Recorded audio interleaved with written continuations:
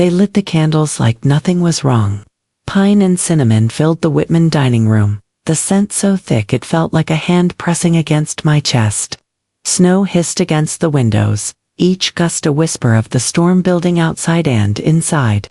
I stood at the end of the table with a dish of sweet potatoes in my hands and a knot in my throat that wouldn't swallow down no matter how hard I tried. "Rachel," Mark said, loud enough for everyone to hear.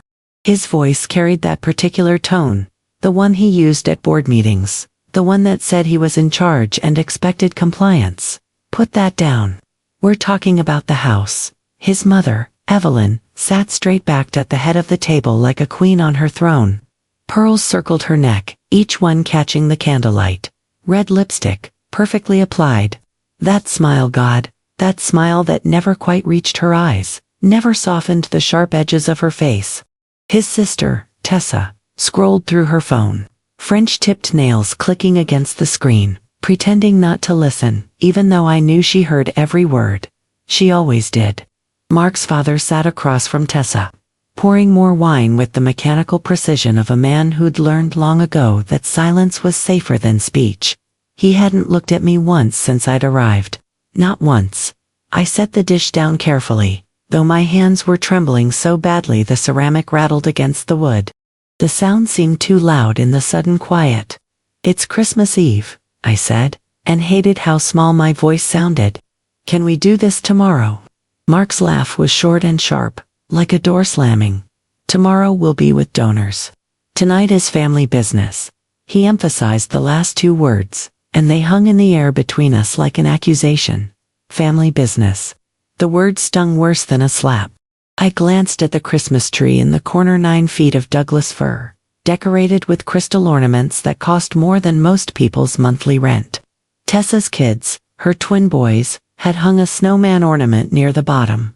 Crooked, its felt hat turned sideways. It was the only imperfect thing in the room. My chest hurt in a small, tight way, like something was squeezing my heart. "We should settle Mom's will now," Tessa said, still scrolling, her voice bored. "Before her memory gets worse." I looked at Evelyn, searching for some reaction to her daughter's casual cruelty. But Evelyn only placed a manicured hand on her chest, a gesture I'd seen 1,000 times practiced, performative. "I'm fine," she said with a delicate sigh. "But your father and I want things clean. No confusion. We're being responsible."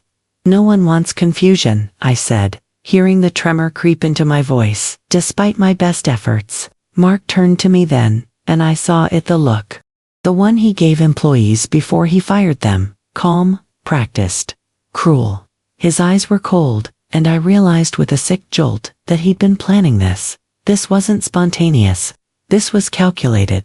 "Here's the issue," he said, folding his hands on the table like a lawyer delivering bad news. "When you married me, you didn't bring assets. We did. My family did. The lake house, the business, the trust. If when those pass down, there's an expectation." My cheeks burned. I felt the heat crawl up my neck, felt every eye in the room on me. "Expectation, that what's Whitman stays Whitman," he said slowly, as if explaining to a child. "It doesn't. Drift. Drift, like I was a spill on their perfect table. Something to be wiped away, contained, removed before it stained anything valuable." "I've been here for 14 years, I said, and my voice cracked on the number. 14 years. Half my adult life. I paid bills. I cooked. I took care of your mom after her hip surgery. You scheduled a nurse," Mark interrupted, waving his hand dismissively. "Don't make it sound saintly. You made phone calls, Rachel. That's not caregiving." I felt my nails bite into my palms, felt the sting of pressure and anger mixing in my blood. The room smelled like clove and cinnamon and the fatty richness of ham in the oven. Somewhere upstairs, the radiator clicked and hissed, a dry, tired sound that echoed how I felt inside. Evelyn dabbed the corner of her mouth with a linen napkin, the gesture dainty and deliberate. "We appreciate your help, dear, truly. But Mark has a point. If something happens, and it will, eventually the lake house should be secure. The company too. For Tessa's children. For the family legacy." I looked at the children. The twins, 7 years old, were at the far end of the table, whispering to each other and giggling over a candy cane, oblivious. They were innocent in all this. They didn't know their grandmother had just erased me with a single sentence, had reduced 14 years of marriage to nothing more than hired help. "I'm not asking for the lake house," I said, forcing the words through the tightness in my throat. "I'm asking for respect." Tessa actually snorted and, finally looked up from her phone. "Then stop making this about you." God, Rachel. Always so dramatic. I swallowed hard. My vision went a little gray at the edges, the way it does when you're fighting tears you refuse to shed. Mark poured himself more wine, a big, careless splash that sent drops spattering onto the white tablecloth. He didn't notice, or didn't care. "Sign the postnup," he said, as casually as if he were asking me to pass the salt, "and we can eat." There it was, the folder on the buffet behind him, thick, legal-sized, smug in its manila inevitability. I hadn't noticed it when I walked in, but now it was all I could see. "I'm not signing anything tonight," I said, softer than I meant to. My voice sounded far away, like it was coming from someone else. "I want a lawyer. I want time to read it." He smiled, then actually smiled like he'd expected that line, and was glad to hear it, like I'd just proven some point he'd been making to his family for years. "Of course you do." Silence spread through the room like a stain on silk. The kids got quiet, sensing the shift. Even the snow outside seemed to pause at the glass, holding its breath. Mark lifted the folder from the buffet and held it out to me across the table. "You've had a free ride long enough, Rachel. 14 years of living in my house, spending my money, enjoying my family's status. Don't you think it's time you contributed something real?" Something inside me dropped. Not my stomach, not my heart, something deeper, something foundational. I thought of the years, the fundraisers I'd organized for his company, smiling until my face ached, making small talk with donors who looked through me like I was furniture. The late nights when he worked and I waited, keeping dinner warm, pretending not to notice when he came home smelling like someone else's perfume. The dinners I cooked when he couldn't be seen eating carbs in public, when his image mattered more than my effort. I thought of the red scarf he gave me on our third Christmas, soft cashmere, the most thoughtful gift he'd ever given me. How I still wore it when no one was looking, even though it had a snag near the fringe. How I told myself that snag meant something, that it proved the scarf was real, worn, loved. That it proved he'd loved me once. Love, effort, a thread I could hold. I didn't take the folder. "I'm not signing," I said again, and this time my voice was steadier. He set the papers down with a soft thud that seemed to echo. His jaw tightened. "Then maybe you shouldn't be here." The words landed like a physical blow. I actually felt them, felt the impact in my chest. Evelyn's smile sharpened into something dangerous. "Let's not make a scene, Mark. It's Christmas. Too late." My pulse hammered in my neck. I forced myself to breathe, to stay standing, to not crumble in front of them. "Mark," I said, and I hated how my voice shook. "I'm not the enemy." He looked at me with something close to pity. No, not pity. Contempt. "You're dead weight," he said, very quietly, so only I could hear. "Emotionally, financially, socially. You always have been." The words hit like ice water. I took a step back without meaning to. My calf bumped the chair behind me. The chair scraped against the hardwood with a sound like a scream. Everyone stared. Tessa looked up at last, her eyes bright with something that looked almost like excitement. "God, Rachel. Just sign it. This isn't about you. It's about protecting the family." I heard my own voice, small and hoarse. "I'm your wife." Mark tipped his glass back, draining it, then set it down with a hard click. "You were convenient." Heat flashed through me, rage and shame mixing into something that burned behind my eyes, in my throat, in my chest. My fingers shook so hard the napkin I'd been clutching slipped to the floor. I bent to pick it up, and for a moment I was eye level with the hardwood, seeing it up close, tiny scratches in the finish, a beetle brown shine from years of polish. I stayed down a second longer than I needed to, just to breathe, just to hide my face. When I stood, Evelyn was already carving the ham, the knife moving with practiced efficiency. The house smelled sweet and fatty and wrong. I felt faint. "I will not sign tonight," I said, and my voice came out stronger than I expected. "I will not be bullied into signing away my rights without reading the document. Without legal counsel." Mark set his wineglass down and spread his hands wide, the picture of a reasonable man dealing with an unreasonable woman. "No one is bullying you, Rachel. We're clarifying the situation. Before there's confusion, before there's legal mess, before there's grief," Evelyn corrected softly, and somehow that made it crueler. As if my potential grief was just an inconvenience to be managed. Mark leaned close then, close enough that I could smell the wine on his breath, the cologne he wore that cost $200 a bottle. He kept his voice low, intimate, meant only for me. "You have nothing here," he said. "You have never had anything here, not really. Something broke. Not me. The lie I'd been living in. Get out," he said, louder now, his voice filling the room. "If you won't be reasonable, get out." The room went still, utterly still, forks frozen in midair. A child's mouth round and pink with surprise. Even the candles seemed to stop flickering. I stared at him. "What? You heard me?"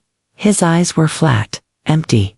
Evelyn clicked her tongue, a dainty little sound that somehow conveyed both disapproval and satisfaction. "Mark." Really, he didn't look at her. He looked only at me. "You were never really part of this family," he said. The words landed like a slap across my face. My ears rang. For a second, I thought I might actually fall, might collapse right there on their perfect hardwood floor. Then something else rose in me, not weakness. Something hard, something sharp, something that had been waiting, coiled and ready, for years. "Okay," I said. And I turned and walked away. I walked down the hall, and it felt like walking a mile through water. Every step was heavy, deliberate, impossible. Family photos lined the walls on both sides, a gallery of Whitman achievement and Whitman pride. Mark in his Little League uniform, bat over his shoulder, gap-toothed grin. Mark at prom in a rented tux, Evelyn beaming beside him.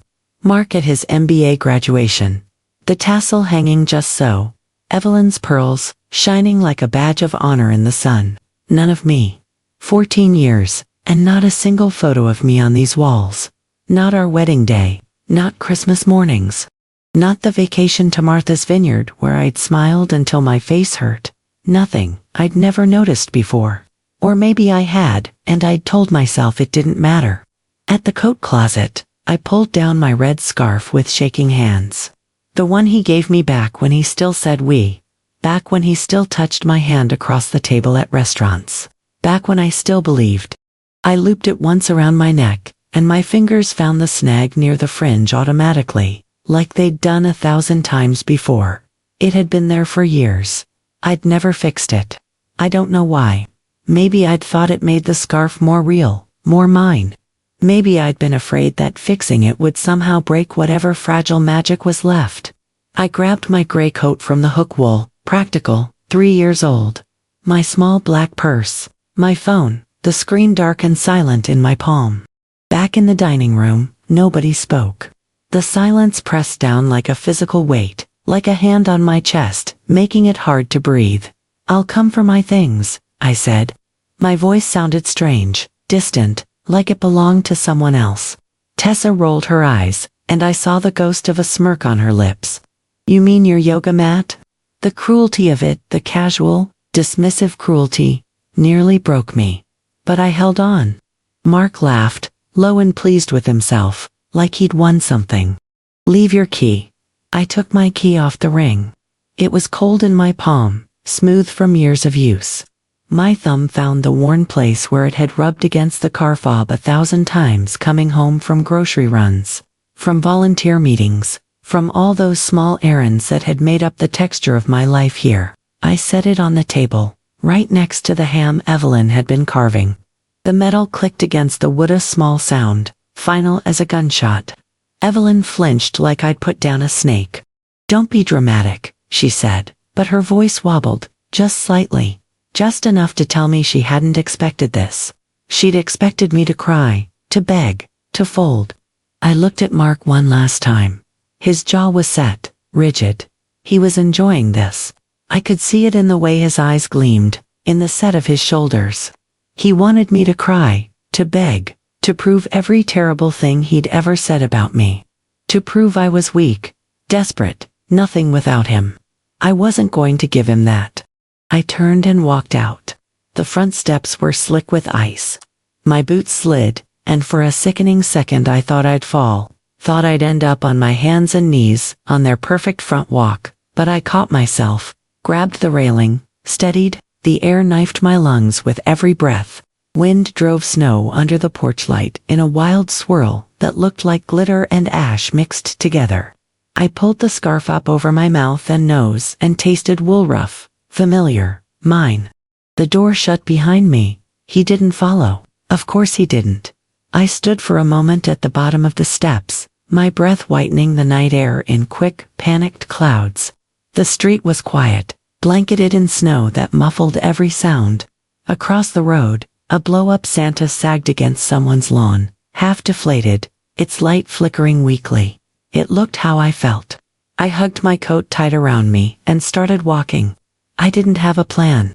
But I had a sister. The cold bit through my coat within minutes. My fingers went numb first, then my toes. The snow had soaked through my boots' leather. Not meant for this kind of weather. Meant for looking nice at fundraisers and church services. I walked past houses glowing with Christmas lights. Through windows I could see families laughing, eating, opening presents, normal, happy. Everything I'd thought I had and realized, tonight, I never did. My phone buzzed in my pocket. I pulled it out with stiff fingers. Mark, don't make this harder than it needs to be. I stared at the words, at the audacity of them. As if I were the one making things hard. As if I were the one who'd ambushed my spouse on Christmas Eve, with a postnuptial agreement and an ultimatum. I didn't answer. I shoved the phone back in my pocket and kept walking. At the corner, the gas station sign hummed above Misha Pool Light, buzzing like a bee stuck in a jar. The sound was loud in the quiet night, almost comforting in its mundane familiarity. A man in a puffy coat came out with a six-pack, stamping snow off his boots. He nodded at me as he passed. I nodded back, clutching my purse so tight my knuckles ached even through the cold. I didn't look back at the house. I couldn't. If I looked back, I might see that the lights were still on, that life was continuing without me, that they were probably already eating dessert and laughing about how dramatic I'd been. So I kept my eyes forward and walked. Susan's apartment was 12 blocks away. By the time I reached it, my fingers were numb to the second knuckle, and my face felt frozen, the skin tight and painful. I'd lost feeling in my toes 3 blocks back. I climbed the steps to her door, second floor, exterior entrance. The kind of building where you could hear your neighbors' conversations through the walls. So different from the Whitman house, with its thick walls and heavy doors and silence, that was really just secrets. I raised my hand to knock, but the door opened before I could. Susan stood there in flannel sleep pants and an old college sweatshirt, her hair in a messy bun. No makeup, no judgment in her eyes. Just concern. Just love. "What did he do?" was all she said. And then she pulled me inside. Heat hit me like a wave, and with it the smell of butter and coffee, and something baking, probably cookies she'd been making for her coworkers. A soft throw blanket materialized around my shoulders, and Susan was guiding me to the couch, sitting me down, rubbing my arms through the blanket. My body started to shake as the cold drained out of me, and somehow the shaking turned into tears. Not quiet tears, ugly ones. The kind that make your nose run and your face splotchy and your breathing come in gasps. "I'm sorry," I said into the fabric of the blanket, my voice muffled. "I don't know why I'm crying. I shouldn't be surprised. I should have seen this coming." "Don't apologize," Susan said, rubbing my back in slow circles like she used to when we were kids, and I'd had nightmares. "Cry, get it out. Then we'll talk." So I cried. I cried for the woman I'd been when I walked into that house tonight, the one who'd still had hope, who'd still believed that maybe love could be salvaged, That maybe I mattered. I cried for 14 years I couldn't get back. I cried for the Christmas mornings and the fundraisers and the late dinners I'd kept warm, and the version of myself I'd folded, smaller and smaller, trying to fit into their perfect, polished world. Eventually, the tears slowed. My breathing evened out. Susan handed me tissues and didn't say anything, just waited. I sat at her small kitchen table.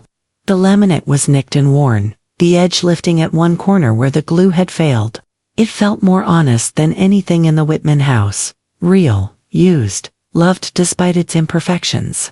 Susan set a mug of coffee in front of me, not the expensive stuff Mark bought from that boutique roaster downtown. Just regular coffee from a can, but it smelled like comfort and wrapped my hands around it. The heat sank into my palms, into my frozen fingers, and I almost cried again from the simple kindness of it. What happened? She asked, sitting across from me. So I told her. About the folder. About the postnuptial agreement I hadn't known was coming. About the family business and how they'd ambushed me on Christmas Eve, of all nights. About how Mark said I was convenient. How he said I was never part of them. How Evelyn and Tessa had sat there and watched him tear me apart and said nothing, did nothing, just let it happen. Susan's mouth got tighter and tighter as I talked. By the end, her jaw was clenched so hard I could see the muscle jumping. He said that, she asked, her voice low and dangerous. In front of his parents, the kids.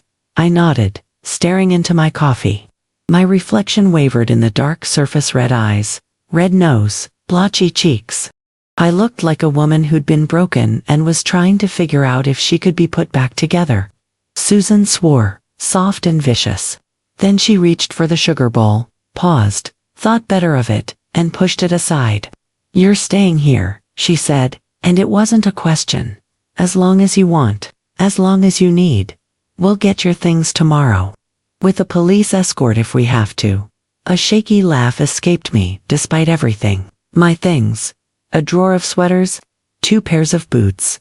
Photos he never let me hang because they didn't match the aesthetic. Then we'll buy frames, Susan said fiercely. Cheap plastic ones from the dollar store. And we'll hang them crooked on purpose. I smiled. It felt strange on my face, wrong somehow, like my mouth had forgotten how to make that shape. I don't have a plan, I said again, quieter. I don't have, anything. No job, no money of my own. No, she pointed at my chest, cutting me off. You have you. Then she pointed at herself.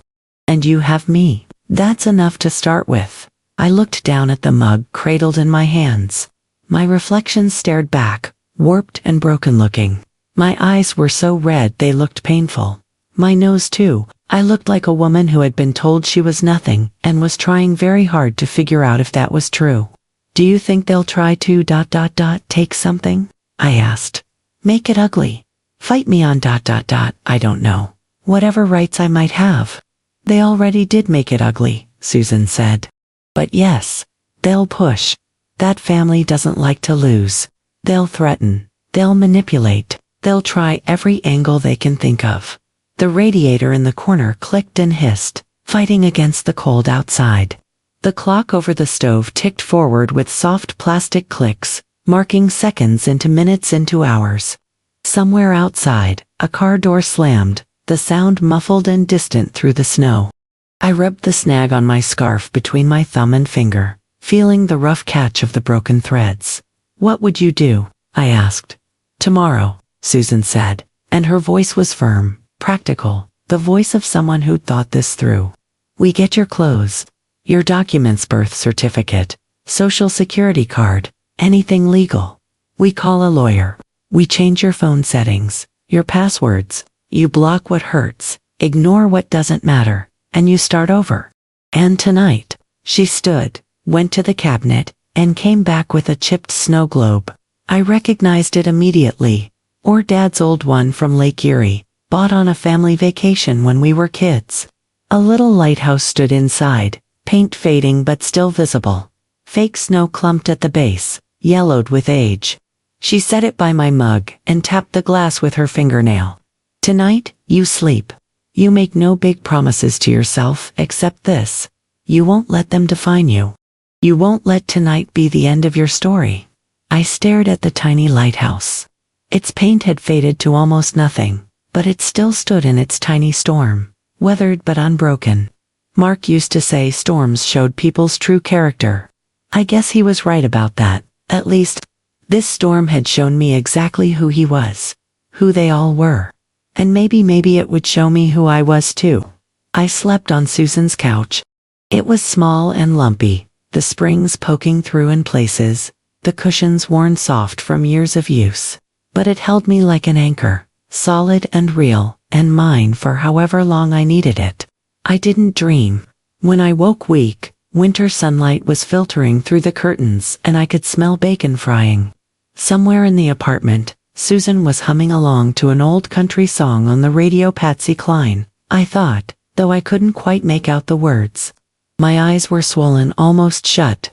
My head ached, my throat felt raw from crying, but my mind felt clear, like the cold and the tears had carved out a new space inside me overnight. A space that was just mine, a space they couldn't touch.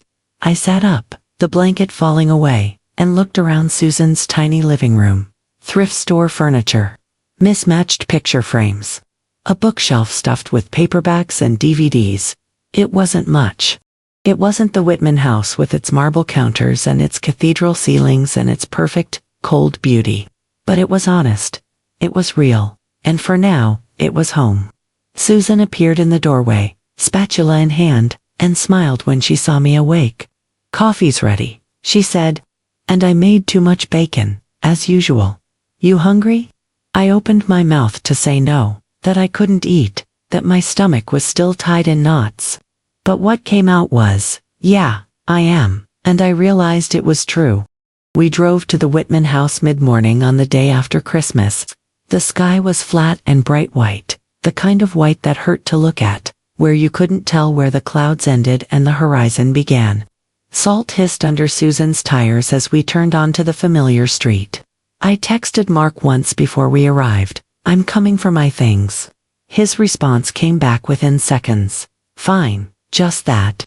One word with a period that felt like a door slamming. No, when will you be here? No, let's talk about this. Just permission granted, as if I needed his permission to retrieve my own belongings. Susan parked at the curb, the engine ticking as it cooled. She turned to me, her hand on my arm, ready. No, I said honestly. And then I reached for the door handle anyway. The house looked the same. Of course it did. What had I expected? That it would somehow reflect the destruction of last night. That the windows would be dark, or the paint peeling, or anything to show that something terrible had happened here. But no, the brick was still perfect. The hedges still trimmed into precise geometric shapes. The porch light still hummed softly, even in daylight. Picture perfect, magazine perfect, a lie wrapped in expensive landscaping. My hands shook as I climbed the front steps. Susan was right behind me, solid and steady. The door was unlocked. Of course it was. They'd been expecting me. Inside, the house was silent. No voices, no television. Just the soft tick of the grandfather clock in the hallway, and the almost imperceptible hum of the heating system. Let's make this fast, Susan murmured. We moved quickly, efficiently. Up the stairs to the bedroom I'd shared with Mark for 14 years. The room smelled like his cologne, and the lavender sachets I'd put in the drawers years ago. The bed was made it yesterday morning, before everything fell apart. The throw pillows were arranged just so. I grabbed 2 suitcases from the closet and started filling them. Sweaters, jeans, the few dresses I actually liked, not the ones Evelyn had insisted I buy for fundraisers, underwear, socks, my favorite pajama soft flannel, worn thin from washing. In the bathroom, I grabbed my makeup bag, my toothbrush, the little blue bottle of perfume I saved for good days. My hands moved automatically, mechanically. Don't think, don't feel, just pack. From the back of the closet, I pulled out a cardboard box I'd hidden there years ago. Photos. The ones Mark said didn't fit the aesthetic of the house. My mother's smile, captured a month before she died. My college graduation, cap crooked grin, wide and genuine. Me and Mark in front of the courthouse the day we got married, both of us young and stupid and happy, his arm around my waist, my head on his shoulder. I held that last one for a moment, studying our faces. Had he loved me then? Had I loved him? Or had we just loved the idea of each other, the story we were trying to tell? I turned the photo face down in the box and kept packing. Tessa appeared at the top of the stairs just as I was carrying the first suitcase out of the bedroom. She stood there in yoga pants and an oversized sweater, arms crossed, blocking the way. "You can't take that," she said, pointing at the photo box tucked under my other arm. "Those are family memories." I looked up at her. This woman I'd tried so hard to befriend for 14 years. This woman who'd rolled her eyes at my Christmas gifts, who'd forgotten to invite me to her kids' birthday parties, who'd made it clear from day one that I would never be good enough, never be one of them. "Exactly," I said. "They're my family memories. My mother, my graduation, my wedding." She made a face, like I was being difficult on purpose. Drama queen. The words should have stung. A day ago, they would have. But today, they just bounced off. I didn't have the energy to care what Tessa thought anymore. I moved past her, my shoulder nearly brushing hers as I descended the stairs. Mark waited in the doorway of the bedroom like a sentry. He didn't move, didn't speak, just stood there with his arms crossed, his eyes flat and cold and bored. He was daring me to cry again, to plead, to give him the satisfaction of proving that his story about me, that I was weak, desperate, nothing without him was true. I rolled the second suitcase past him. The wheels clicked over the threshold, then over the wooden seam in the hallway. The sound was loud in the heavy silence. I didn't look at him, didn't speak, didn't give him anything at all. We didn't touch. Somehow that felt like the most honest thing we'd done in years. At the front door, Evelyn's voice floated from somewhere deeper in the house, the kitchen, probably, where she could pretend to be busy while still listening to everything. "We'll discuss the car later," she called out to no one and everyone. It was leased through the company, after all, technically not hers. Of course. The car, I'd driven it for 3 years, but it had always been in the company name. Just another thing that was never really mine. Susan squeezed my elbow, a silent reminder, keep moving, don't engage. I kept moving. Outside, the wind cut across the porch like a knife. We loaded the trunk quickly, my breath coming in white clouds. My scarf whipped in the wind, and I tucked the ends down into my coat, tying it tight. The knot rested against my collarbone like a small, steady fist. As Susan pulled away from the curb, I didn't look back.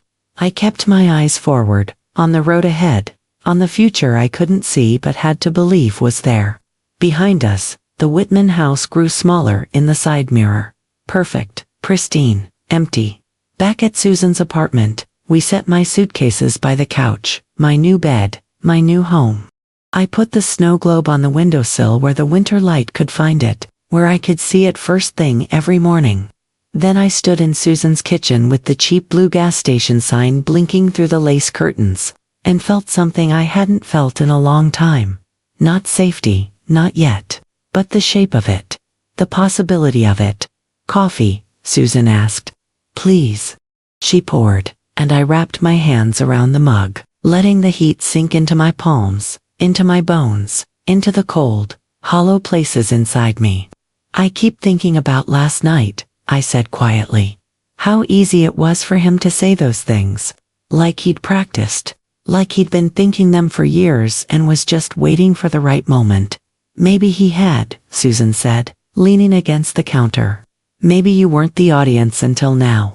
Maybe he's been saying those things to his family, to his friends, for years, and last night was just the first time he said them to your face." The thought made my stomach turn. How long had he hated me? How long had he been planning to get rid of me? I swallowed hard, the coffee bitter and real on my tongue. "I used to think love meant staying," I said. "Staying through the hard times, the fights, the silences. I thought leaving meant giving up, failing." Susan touched the back of my hand with one finger, gentle as a test. "And now I think maybe love means leaving sometimes," I said slowly, testing the words, seeing if they felt true, leaving the things that hurt you, the people who make you smaller. Maybe staying would have been the real failure. Then leave, Susan said simply. One choice at a time. One day at a time. You don't have to have it all figured out right now. I nodded, and we stood there in comfortable silence, breathing the steam from our mugs, watching the world through her kitchen window. The first few days blurred together like watercolors in rain. I helped Susan fold laundry, the warm cotton soft under my fingers. I chopped onions for dinner until my eyes watered for reasons that had nothing to do with crying. I tried to make myself useful, tried to earn my place on her couch, in her life. At night, I cried into the pillow, muffling the sound so Susan wouldn't hear through her thin walls. I kept thinking the same thought on repeat, 42 years old and sleeping on my sister's couch. What's left of me? Who am I without him? The questions had no answers. Not yet. During the day, I applied for jobs: online administrative assistant, receptionist, anything I was qualified for after 14 years of being a Whitman wife. The responses were sparse. Most wanted recent work experience. I had thank you notes from charity boards and pictures from fundraisers. It wasn't enough. My phone buzzed constantly with messages from numbers I didn't recognize. Friends of the Whitmans or people who'd pretended to be my friends, wanting to know what really happened, their concern thinly veiling their hunger for gossip. I deleted them all without responding. Mark texted once, "This doesn't have to be ugly. Sign the papers and we can move forward." I blocked his number. On the 5th day after Christmas, I walked to the corner gas station. I told myself I needed milk. Susan was out of milk, and I should contribute something, should be helpful. But really, I just needed air. Needed to move. Needed to be somewhere that wasn't Susan's couch, where I could feel myself shrinking smaller and smaller with each passing hour. The fluorescent lights hummed overhead, washing everything in pale, sickly blue. The store smelled like coffee that had been sitting too long and the chemical sweet scent of cleaning products. A teenager stood behind the counter, scrolling through his phone, barely glancing up when I entered. I wandered the aisles without purpose, picking up milk I didn't really need, putting it down, picking it up again. Near the counter was a bright display I hadn't noticed at first, rows of Powerball tickets in their clear plastic dispensers. Above them, a red digital sign blinked the current jackpot, $740 million. The number was so large it felt abstract, meaningless. Monopoly money. Play money. Not real. I'd never played the lottery. Mark had always said it was a tax on people who couldn't do math, a scam for the desperate and the stupid. I'd believed him, the way I'd believed so many things he'd said. But standing there in that gas station, fluorescent lights buzzing overhead, my life packed into 2 suitcases on my sister's floor, I thought, what's one more piece of trash? What's one more thing I throw away? My hand reached for my wallet almost without conscious thought. 2 crumpled bills. Change rattling in my coat pocket. 1 ticket, I said. My voice sounded far away, like it was coming from someone else. The teenager barely looked up. He pressed a button, and the machine spat out a slip of paper thin, cheap, covered in numbers I didn't understand. Good luck, he said without meaning it, without even looking at me. I folded the ticket into my purse like it was nothing. Like my hands weren't shaking. Like it wasn't burning hot against my palm through the leather. That night, back at Susan's, I sat on the edge of the couch, staring at the ticket. Just paper. Just ink. Just numbers that meant nothing. That would lead nowhere. That would be worth exactly as much as the $2 I'd paid for it. My fingers shook as I held it. My chest felt hollow, scraped out, empty. The tears came again, harder this time, until I was sobbing into my hands like a child. I'm finished, I whispered to the dark, to the empty room, to whatever God might be listening. I have nothing. I am nothing. The ticket lay on the small side table, ordinary and worthless under the lamplight. I curled up under Susan's throw blanket, clutching the pillow like a life raft, like the only solid thing in a world that had turned to water. My body shook until exhaustion pulled me under like a tide. The last thought before sleep was bitter, poisonous. Maybe Mark was right. Maybe I really don't belong anywhere. Maybe I really am nothing. But 5 days later, those numbers would burn through my world. 5 days later, everything would change. 5 days later, I would learn that sometimes the universe gives you exactly what you need, at exactly the moment you've given up hope. But I didn't know that yet. That night, I only knew this. I was 42 years old, sleeping on my sister's couch, with $2 less in my pocket, and a worthless lottery ticket crumpled in my purse. And somehow, I had to figure out how to build a life from that. Somehow, I had to figure out how to be someone again. The ticket sat on the side table for days. I'd moved it there from my purse the next morning, setting it down without really looking at it. And then it had just, stayed. A slip of paper half crumpled from being shoved in my purse, black ink numbers already starting to fade under the lamplight. Most nights I ignored it completely, my eyes sliding past it like it wasn't even there. Some nights, when sleep wouldn't come and the walls felt too close, I stared at it until my eyes blurred and watered. It looked like every other losing ticket in America. Like hope turned to trash. Friday afternoon, Susan was at work. She managed a small bookstore downtown, the kind that still smelled like paper and coffee and survival against all odds, and the house was quiet, too quiet. I sat on the couch with the TV remote heavy in my hand, flipping through channels without really seeing them. Cooking shows, news, a Christmas movie I'd seen a dozen times. Nothing could drown out the noise in my head. Mark's voice saying convenient. Evelyn's pearls clicking as she cut her ham. Tessa's smirk. The feeling of that key clicking against the table. I shut the TV off. The silence pressed even harder without the distraction. That was when my eyes landed on the ticket again. I don't know why I picked it up. Boredom, maybe. Or that particular flavor of self-destruction that makes you poke at wounds just to make sure they still hurt. My hands shook as I pulled up the lottery website on my phone. The winning numbers from 5 days ago blinked on the screen, white digits against blue. I looked at the ticket. 1, my heart skipped. Coincidence had to be. 2, my stomach flipped. A sick, dizzy sensation. 3, no, this wasn't 4. I couldn't breathe. The room felt too hot, too small, like the walls were closing in. 5, my vision went spotty at the edges. 6, all 6 numbers, every single one, a perfect match. I was on my knees on the carpet before I realized I'd moved.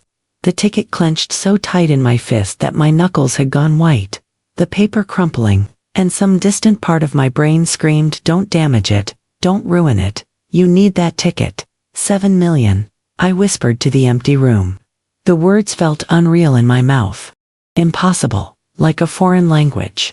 I laughed, a sharp, slightly hysterical sound that startled me. Then I was crying, then laughing again. My body shook so hard I had to sit down, back pressed against the couch, heart hammering like I'd run miles. $7 million. I'd won $7 million. The first instinct was the old one, automatic as breathing. Call Mark. Tell him, share. My thumb hovered over his name in my contacts, still there, still unfamiliar with the word blocked next to it because I hadn't quite been able to do that yet. Some pathetic part of me had kept the line open, just in case. I pictured his face when I said the words, the way his eyes would widen, then narrow with calculation. The way his smile would spread, not with joy for me, never for me, but with relief for himself. With plans already forming. We can save the business, pay off the loans, buy Mom that condo she wanted, the kids' college funds, Dad's retirement. We deserve this, Rachel, after everything. We deserve this. No, not we. He deserved it. They deserved it. I would just be the ATM again, the convenient source, the wallet with legs. I threw the phone onto the couch like it had burned me. No, I said out loud, my voice firm and startling in the empty apartment. No. The next morning, I was sitting in an office downtown. I'd found her at 3 a.m., unable to sleep, laptop balanced on my knees, searching lottery lawyer with shaking hands. Patricia Reynolds, 5-star reviews, one phrase on her website that had made me stop scrolling. Protecting winners from Redditors. Her office was nothing like the Whitman lawyer's offices. No mahogany panels, no original artwork on the walls, no receptionist in designer clothes. Just beige walls, diplomas in simple gold frames, and a woman in a navy suit who looked at me with sharp, assessing eyes that missed nothing. "Patricia Reynolds," she said, shaking my hand with a grip that was firm without being aggressive. "Have a seat, Ms. Rachel," I said. Just that. Not Rachel Whitman. Not anymore. Just Rachel. She sat behind her desk and folded her hands, waiting. I pulled out the ticket with trembling fingers and slid it across the desk. She looked at it. Her expression didn't change. No excitement, no congratulations, no surprise. She just nodded once, pulled out a legal pad, and started writing. "First things first," she said, her voice calm and professional. "Have you told anyone? Anyone at all?" "My sister knows I bought it," I said. "But she doesn't know I won." "Nobody knows I wanted to talk to someone first." "Good." She looked up, met my eyes. "Rule 1. Tell no one, not for 6 months minimum. Maybe longer.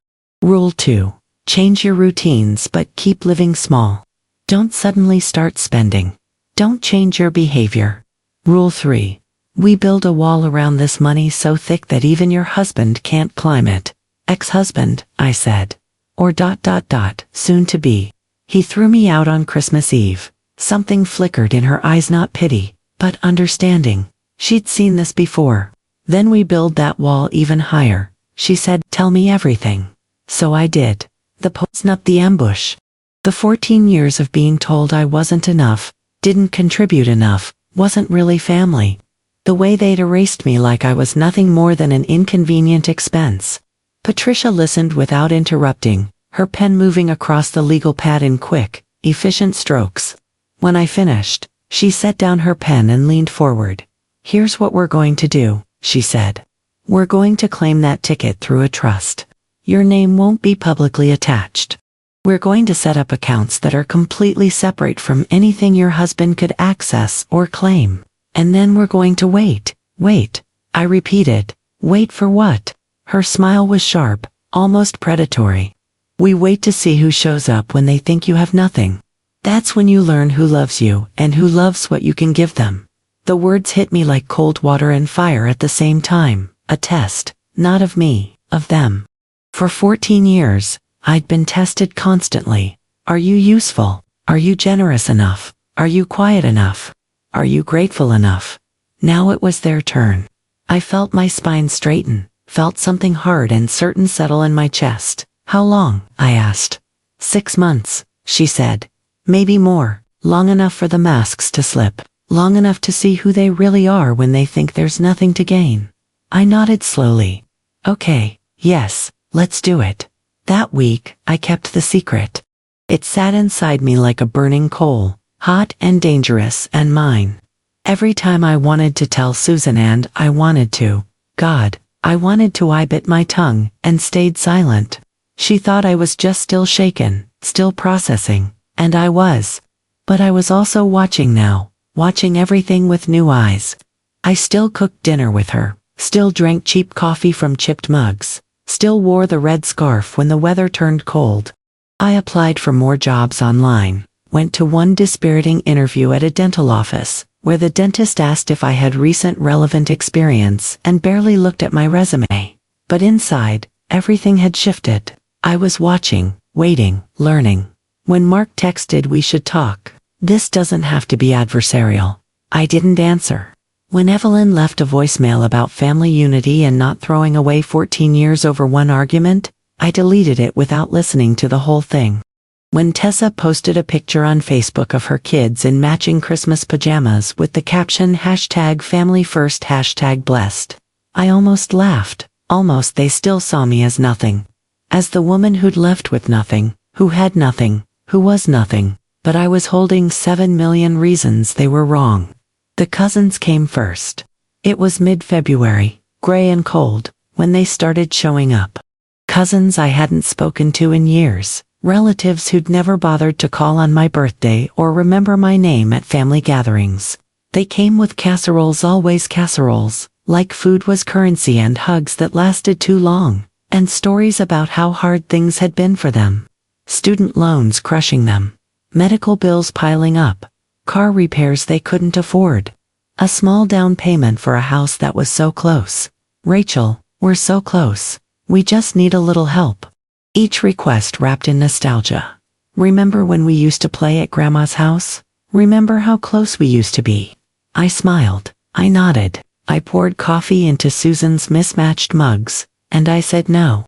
The first time, the word caught in my throat, years of conditioning telling me to give, to help, to be generous, but I forced it out. I'm sorry. I can't help right now.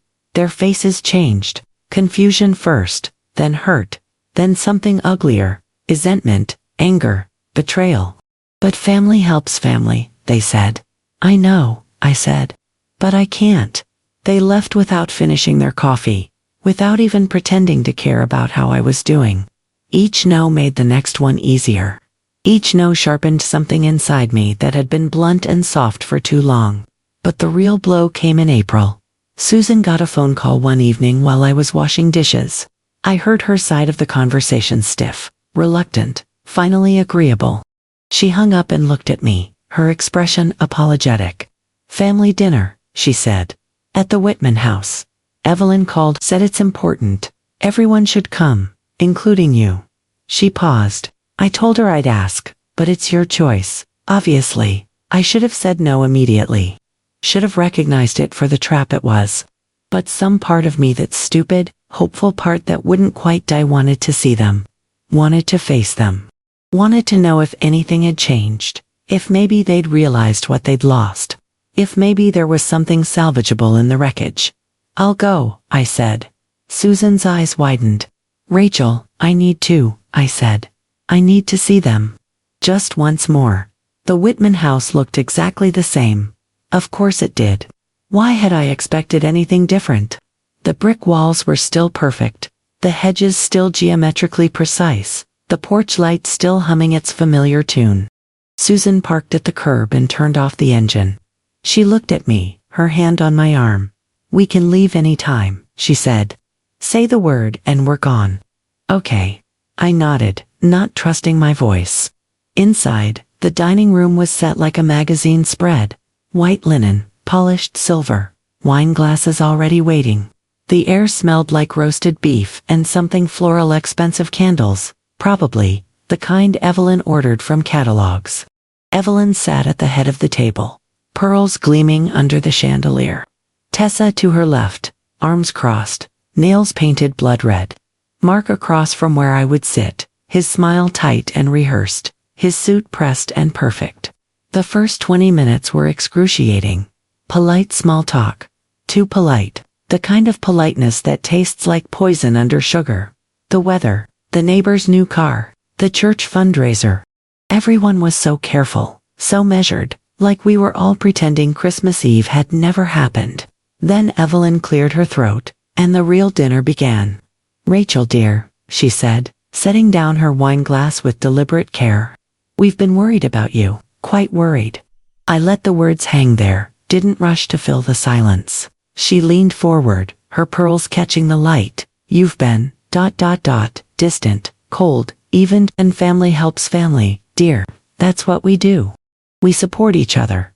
Mark chimed in, his voice carefully neutral. Tessa and I have been carrying a heavy weight these past months. The business has been, challenging. And you always were the reliable one, Rachel. We need that reliability again. The audacity of it made my jaw clench. My hands tightened around my fork. Need me, I repeated carefully. For support, Evelyn said, her voice dripping with false concern. Emotional support, of course. But also, practical support. Mark's business is struggling. Tessa's children need their college funds secured. Your father-in-law's retirement isn't as comfortable as we'd hoped. These are family matters. Family responsibilities. Tessa rolled her eyes, clearly tired of the pretense. You could at least chip in for the kids' college funds. You're not exactly broke, are you? The air in the room changed, sharpened. Every eye turned to me, testing, probing, calculating. They didn't know, not for certain. But they suspected something. Why do you think I'm not broke? I asked quietly. Tessa smirked, that familiar expression that had always made me feel small. Please. You've always landed on your feet, Rachel. Always had some safety net we didn't know about. Maybe you've got savings we don't know about. Maybe something else. Point is you're holding out on us. My pulse pounded in my ears. Under the table, I felt Susan's hand find mine, squeezing gently. An anchor, a reminder that I wasn't alone. Evelyn's voice cut through the tension like a knife. Don't be selfish, dear. We're family. Family shares. And there it was, the word that had been used against me for 14 years. Selfish, but this time something was different. This time, I had proof. I set my fork down, the metal clinking against porcelain with a sound that seemed too loud, too final. Family doesn't lie about cancer to steal $30,000, I said, my voice calm and cold. The room went absolutely still. Evelyn's face twitched. Just once. Mark's expression shifted from surprise to anger in the space of a heartbeat. Tessa's mouth dropped open. You, checked. Evelyn hissed, her composure cracking like thin ice. Yes, I said. I called your doctor's office. After you asked me for that money for emergency surgery, there was no diagnosis, no surgery, no cancer. Just another lie. Just another way to squeeze me dry. Evelyn's cheeks flushed crimson, 2 spots of color high on her perfect cheekbones. How dare you, I snapped, my voice rising, raw and shaking with months of suppressed rage. How dare you use disease, use fear, use death itself to manipulate me? How dare you pretend to be dying to steal from someone you've already taken everything from? Mark slammed his hand on the table, rattling the silverware, sloshing wine in glasses. Enough. His voice thundered through the room.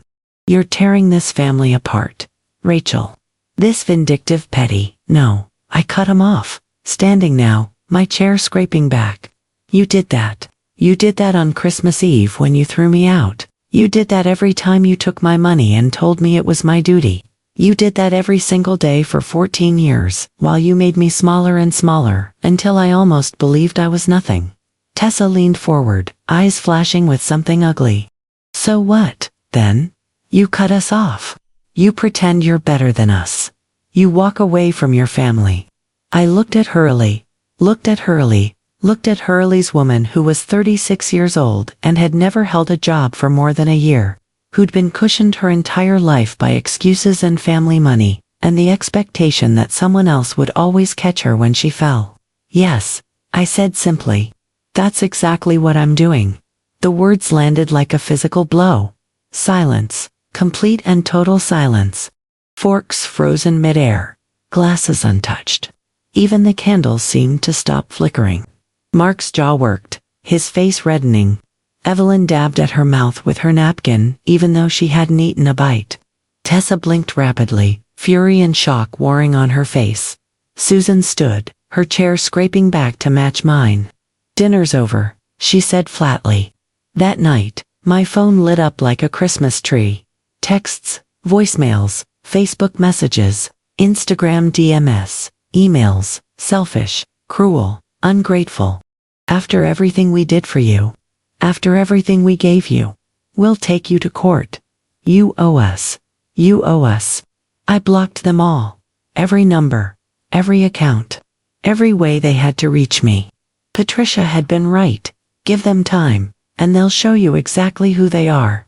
They had shown me, and under all the anger, all the threats, all the noise, one thought pulsed steady and bright in my chest. They still don't know.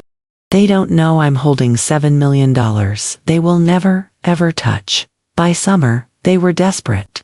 Mark showed up at Susan's apartment on a Saturday morning in June. I saw him through the window before I answered the door, flowers in his hand, his shoulders slumped, his face drawn. When I opened the door, he looked up at me with eyes that were red-rimmed, exhausted. Rachel, he said, and his voice actually shook. Please, just please listen. Against my better judgment, I stepped outside, pulling the door closed behind me. I'm sorry, he said, and for a moment, just a moment, I almost believed him. I was wrong. About everything. The business is failing. Everything's falling apart. I've been under so much pressure, and I took it out on you. And that was wrong. So wrong. His hands shook as he held out the flowers' grocery store carnations, already wilting in the heat. We could start over, he said. We could try again. I miss you. I miss us. There it was. The hook. My stomach clenched. Some traitorous part of me wanted to believe him, wanted to believe that 14 years meant something, that maybe we could salvage something from the wreckage. But then his eyes slid just for a second, just a flicker toward my purse hanging on my shoulder, toward my phone visible in my pocket. Calculation. Even now, even in his desperation, he wasn't sorry I was gone. He was sorry his ATM had walked away. Goodbye, Mark, I said, and stepped back inside. His hand shot out, grabbing my arm. His fingers dug in, desperate, too tight. Rachel, please, you owe me. No, I said, pulling free. I don't. The door slammed in his face, but the sound in my chest was louder, a crack, a snap, something breaking clean and final. That night, I lay in Susan's guest room, staring at the ceiling fan as it turned lazy circles in the dark. My heart was steady. My mind was clear. Patricia had been right about everything. Give them time, and they'll show you who they really are. They had shown me, over and over and over. Now it was my turn. The next family gathering would be different. The next time, I wouldn't hide the truth. The next time, I would tell them exactly what I was holding. And when the words came out of my mouth, yes, I won. $7 million. And not a cent of it is yours. I knew the silence that followed would be the sweetest sound I'd ever heard. The Whitman dining room smelled like roasted beef and expensive wine, but to me it smelled like a trap. 6 months had passed since Christmas Eve. 6 months since I'd walked out with only a suitcase and a red scarf. 6 months of carrying a secret so heavy it had reshaped me from the inside out, like a stone worn smooth by water. Now I was back. One last time. The table looked exactly the same. White linen stretched, tight and perfect. Candles flickering in their silver holders, silverware polished to a shine that mocked the rot underneath. Evelyn sat at the head, pearls around her neck like armor.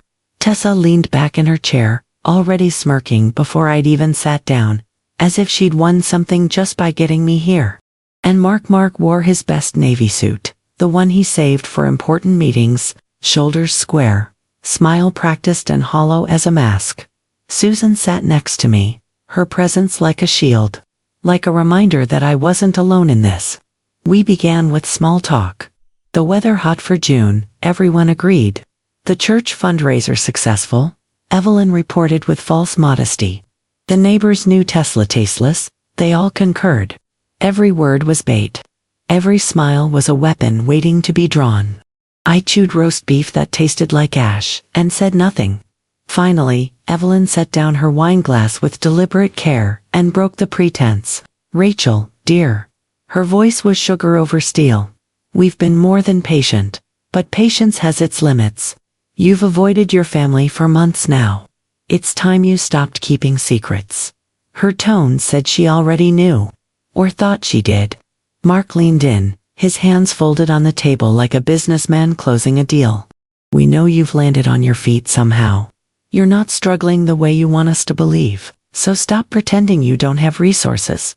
Tessa snorted, not even pretending to be subtle anymore. She's always been sneaky, hiding things, hoarding while the rest of us suffer. I set down my fork. The metal clinked against porcelain, too loud in the sudden silence. My hands didn't shake, not anymore. You think I've been hoarding? I asked quietly. Mark nodded slowly, like a teacher with a disappointing student. Yes. And it's time to share, Rachel. That's what family does. We share. We support each other. I looked around the table. For months, I had rehearsed this moment in my head, practiced the words, imagined their faces, played out a dozen different scenarios. But before I could speak, Mark did something unexpected. His shoulders sagged. He rubbed his face with both hands, and when he looked up at me, his eyes were red-rimmed and exhausted. You don't understand, Rachel. His voice cracked, just slightly. The business is failing, really failing. The contracts dried up, the loans. God, the loans are drowning me. I'm going to lose the house. Mom doesn't know how bad it is. Tessa doesn't either. He paused, his throat working. I've spent my whole life trying to live up to my father. Trying to prove I could carry his name, his legacy. And now, ... he shook his head. I'm terrified. Terrified of losing everything. For just a moment, one fragile, stupid moment, my heart softened. I saw him as he'd been when we met, 28 years old, proud and ambitious, determined to make his father proud. The man who'd held my hand under the Christmas tree and whispered promises about the life we'd build together. The man who'd given me a red scarf and meant it. But then his eyes slid sideways, just for a fraction of a second, toward my purse on the chair beside me, toward my phone resting on the table. Calculation flickered there, sharp and cold as winter light on ice, and I knew his vulnerability wasn't about us. It wasn't even really about his fear. It was about leverage. It was about making me feel something: guilt, pity, obligations. So I would open my wallet and save him. Again, always again. My pity froze, solid and shattered.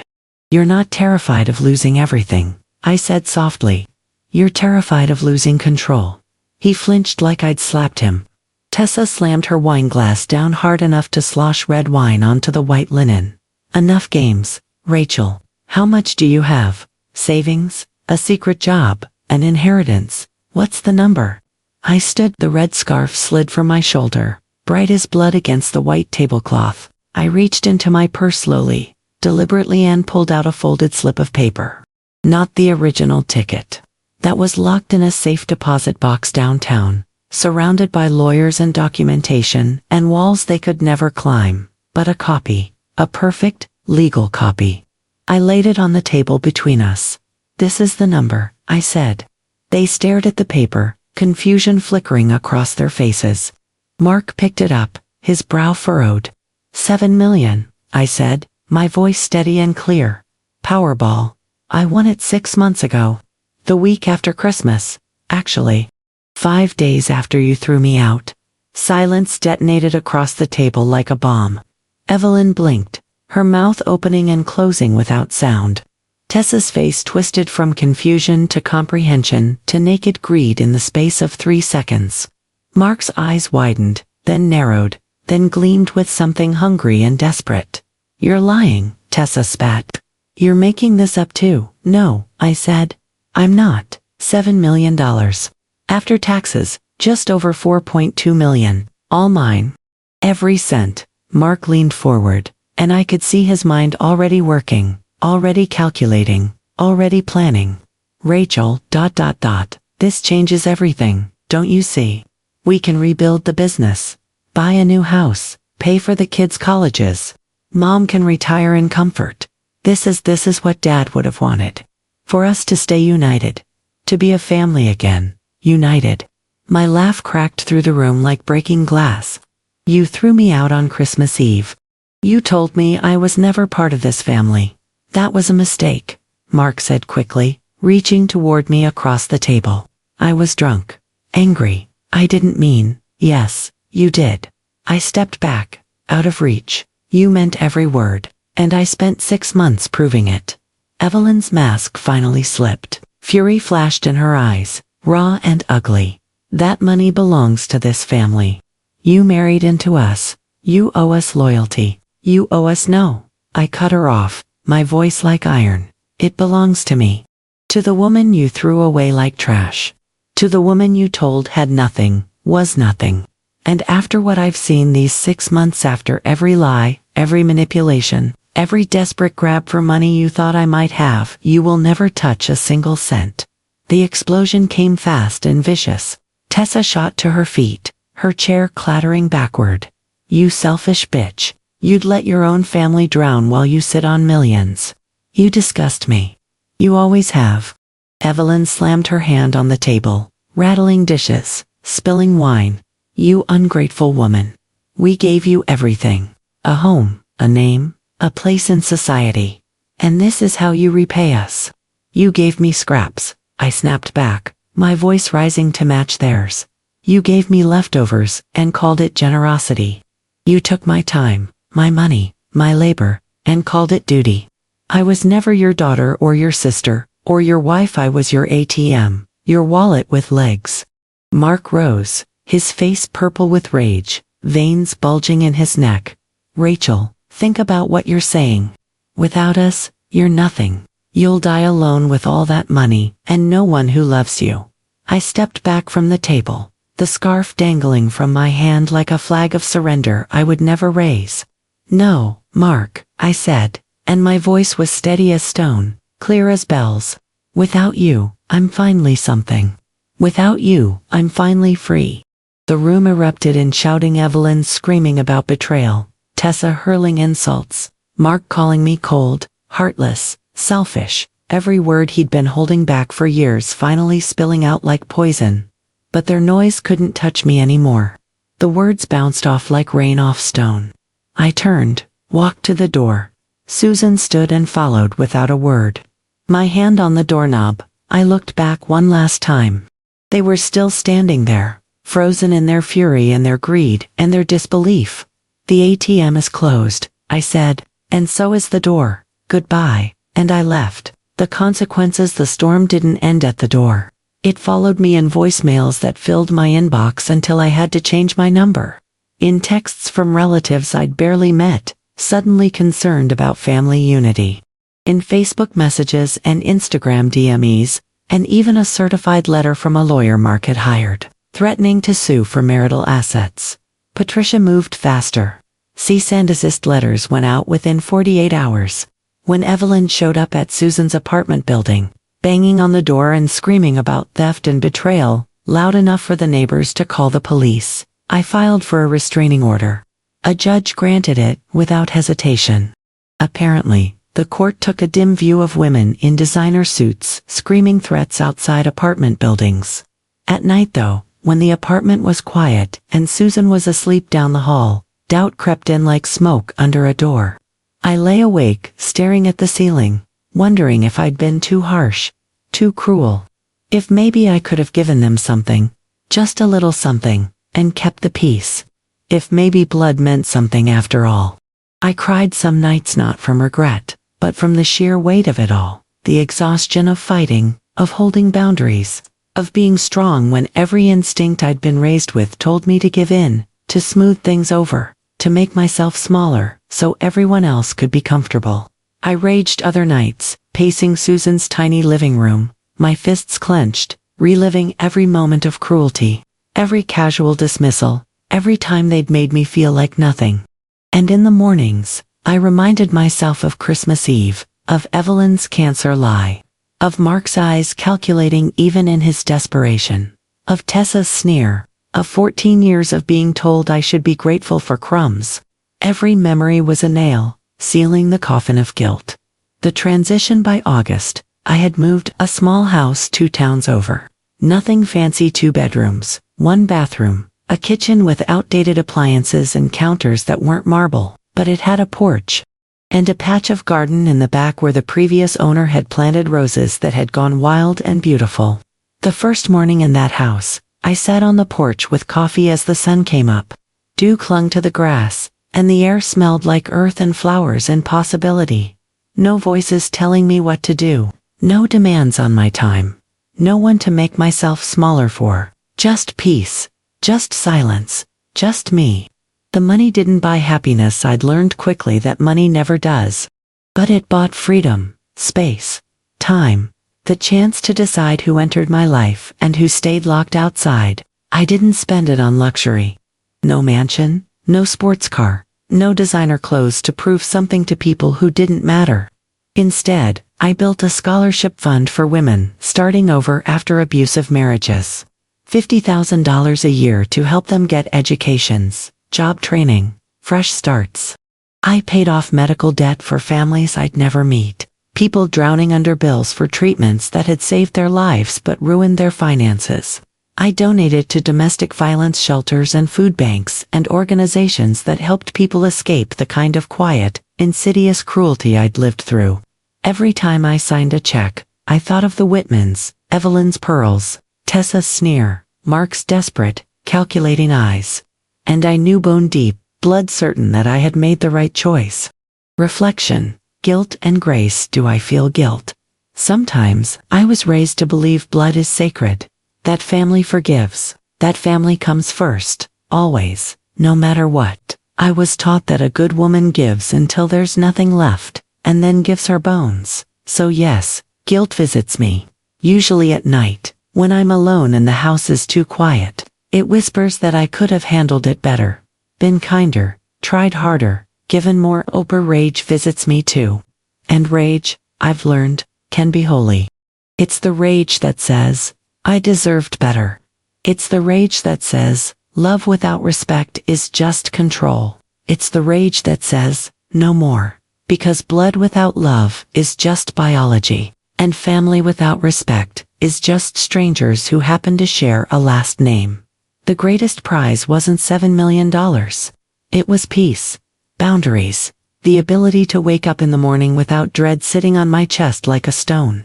The freedom to choose who I gave my time to, my energy to, my love to. I lost a family that never loved me, and I found myself. Epilogue. 1 year later, I'm sitting on my porch on a Saturday morning in late December, almost exactly a year since that Christmas Eve dinner. Snow is falling softly, covering my wild roses and the lawn I've let grow a little too long. The house needs work. The porch railing is loose, the gutters need cleaning, the bathroom faucet drips, no matter how tight I turn it. I love it. Susan is inside making breakfast. She stayed over last night because we'd had dinner and wine and conversation that lasted until midnight, and it just made sense for her to take the guest room rather than drive home. My phone buzzes. A text from a number I don't recognize. I almost delete it, but something makes me open it. This is Emma, Tessa's daughter. I'm 18 now. I just wanted to say, I'm sorry for what they did to you. And thank you. The scholarship fund you may die, got it. I'm going to college. I'm going to be different from them. Thank you. I stare at the message for a long time, tears blurring the words. I type back, you already are different. Good luck. Make yourself proud. I set the phone down and look out at the snow, at my imperfect house, at my imperfect life that is finally, beautifully mine. The red scarf hangs on a hook by the door. I kept it not as a reminder of Mark, but as a reminder of the woman who wore it the night she walked away. Who walked out into the snow with nothing but herself, and discovered that was enough. That was everything. Susan appears in the doorway, 2 mugs of coffee in her hands. She passes one to me and sits in the chair beside mine. You okay? She asks quietly. I smile. A real smile.